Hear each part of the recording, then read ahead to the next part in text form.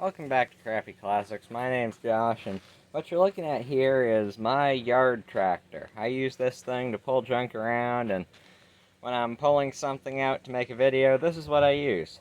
What this is a 1968 Sears Suburban that I got absolutely cut up, I guess is the best way to describe it.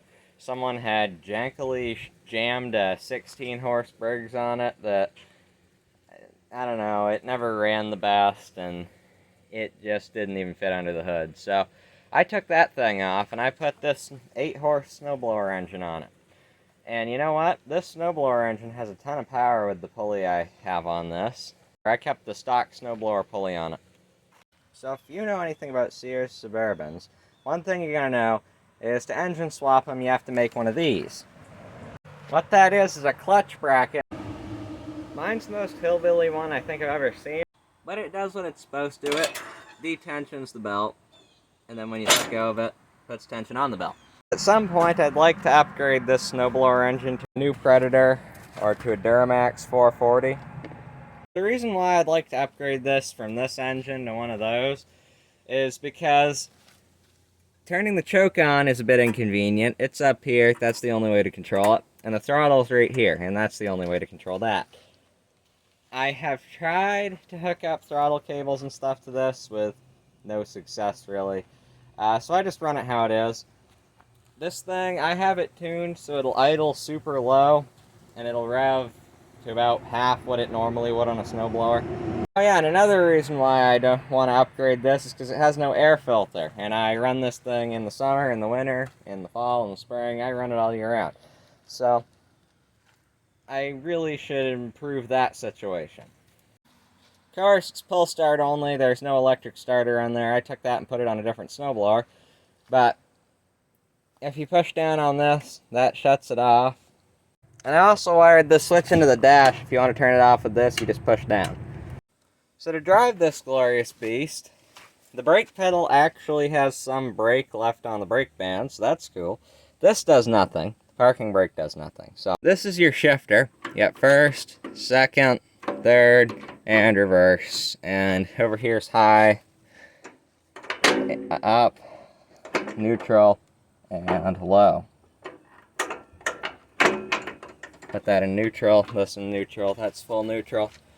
So now you get to go on a real quick ride on the sketchburban because I'm going to show you what's on the back of it. And that is this. This is the Sears 3-point that it's got. And you can use this with the Sears attachments I have. So, yeah. And then it's got 27 10 12s, or no, 27 12 12s I think on it. I don't know, I didn't put them on it. They're kind of crap. And I have different tires for it, but I haven't bothered putting them on. By the way, they have no air in them. They have never held air in the time I've had this thing. They just are so hard that it doesn't matter how much weight you put on the thing, it's not going to flex them at all. On the front, we got some Craftsman GT rims, just with some chrome hubcaps off a golf cart because I thought it looked kind of cool, so I did it. And of course, the one headlight is there for a reason, because there's your exhaust. Under the hood, you got my gas tank that I kind of want back for my tiller that it came off of. And you got this side of the snowblower engine. Of course, the oil is not bad and at the correct level even, because it's one of my things and that's what I do, is maintain this crap, so cool. And even though the engine looks like complete garbage, I'll tell you what, it's not.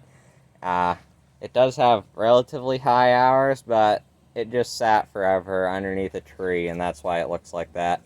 And the white paint splotches and junk, that's all from sitting in my Gramps' garage after it sat outside for like 15 years. So that's just grand. This bolt here has a nut on the other side, and if you loosen that, you can adjust the tension on the belt. If you're wondering about the sticker on the engine, I made that. First off, this does nothing. It's not hooked up. what you do to start it, give it some gas, make sure the choke's on. There you go. Pops right off every time.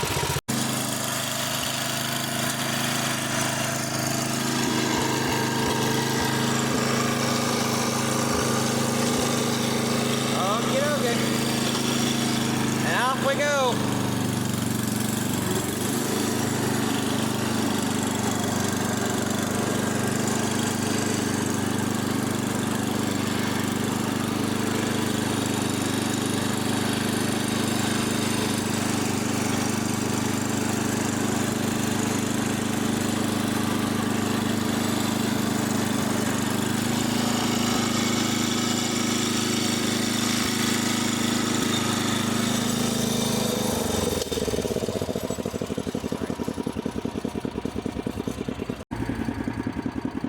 She'll do about 5 1/3 high, so we're going to put it in first low.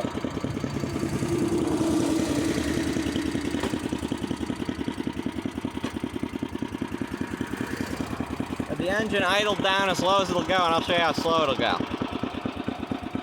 You probably can't even tell on video, but we are actually moving.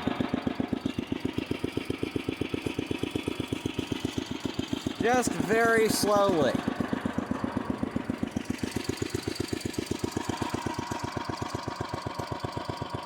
Wouldn't recommend getting off this piece of crap while it's in motion, because I actually got my leg caught under one of the tires once, and it ran me half over, so that's great.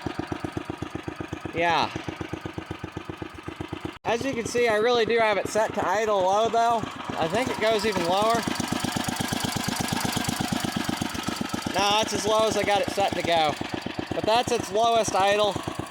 It is really low. I'll just let you listen to it run for a minute.